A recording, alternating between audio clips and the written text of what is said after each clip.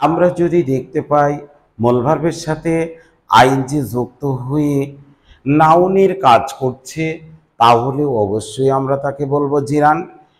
আমরা যদি উদাহরণটা লক্ষ্য করি তাহলে দেখব walking is a good exercise.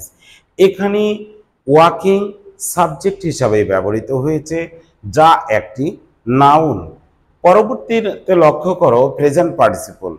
আমরা যদি দেখতে পাই মূল ভার্বের সাথে আইএনজি যুক্ত হয়ে তা অ্যাডজেক্টিভের কাজ করছে, আমরা অবশ্যই তাকে বলবো প্রেজেন্ট পার্টিসিপল। আমরা যদি উদাহরণটি লক্ষ্য করি তাহলে দেখব আ স্লিপিং ডগ সেলডম বাইটস। এখানে মূল ভার্ব স্লিপিং যার সাথে আইএনজি যুক্ত হয়ে ডগ নাউনের অ্যাডজেক্টিভ হিসাবে ব্যবহৃত হয়েছে।